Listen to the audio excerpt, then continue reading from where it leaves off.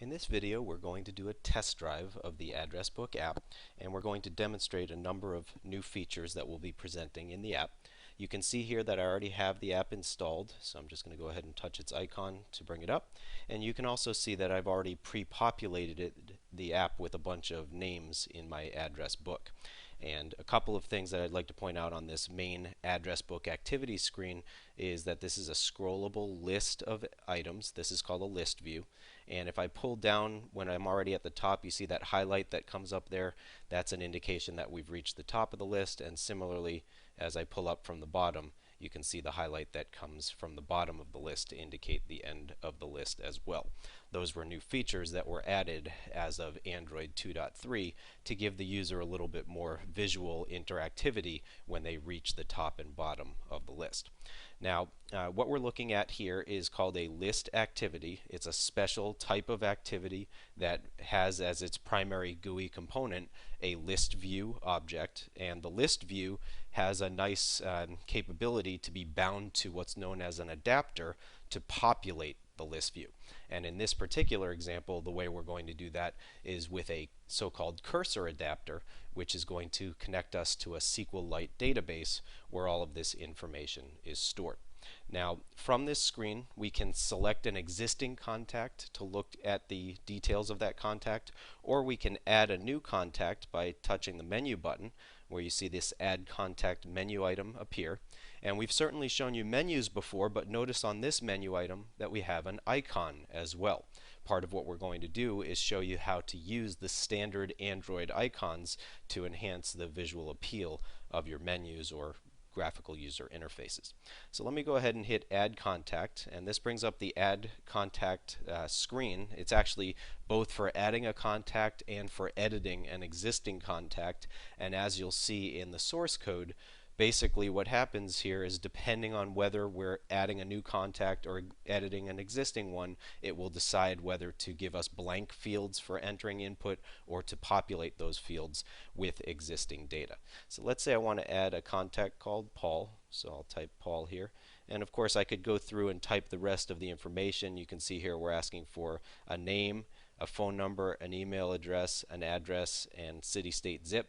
And then we can hit the Save Contact button to save this. If we wanted to cancel out of this, we could simply hit the back button on the device. So let me go ahead and hit Save Contact, and now you can see the new contact has been added to the list.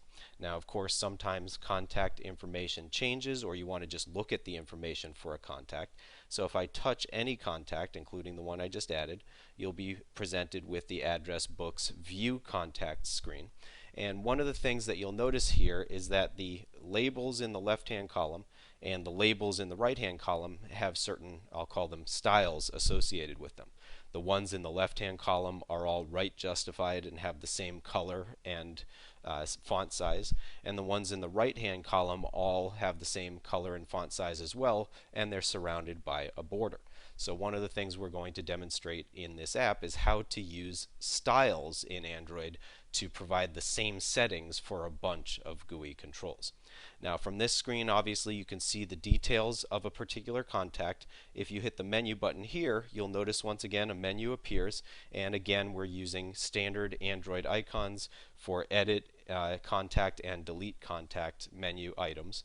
And of course, if I hit edit contact, what I expect to see is the screen in which I can now edit the details. So for example, if I wanted to add in a phone number, notice that a phone number specific keyboard gets displayed. So we're going to show you how to use keyboards that are specific to the type of information you're entering. And I'll just do 555-555-5555 to enter a phone number in this case, and I'll save my contact. There's my updated information. Just to show you, if I go back to the main list and pull up my contact again, the information has clearly been stored in the app, and that data is actually now in the database. So if I shut down the app and come back, that information will be permanently stored on my device, of course, unless the user deletes the app from the device. Now, if I wanted to delete the contact, I can just go ahead and pull up that menu once again, touch my delete contact button. And of course, you don't want to just immediately delete the information without confirming, because that could have been a mistake. So it asks me with a little dialog here, this will permanently delete the contact. Are you sure you really want to do it? And of course, if I hit delete now, it will remove that contact from the list, and you can see here that Paul is no longer displayed. So some of the things that we'll be seeing in this particular app are the concept of a list activity.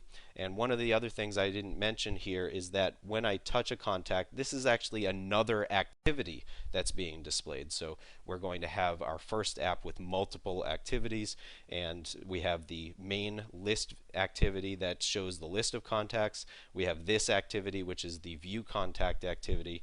And again, if I go into my edit menu item here, this is the add edit contact activity. So we're going to show you how you can have an app's activities communicate with one another. We're going to show you the concept of styles, as I mentioned, and list views as well. And for the first time when we create our menus in this app, we're going to do so with XML and use a so-called menu inflator to actually inflate those items. One other key thing that we're going to show you in this app, because we're manipulating databases and because database operations can be time consuming, we're also going to show you how to move database operations into separate threads of execution.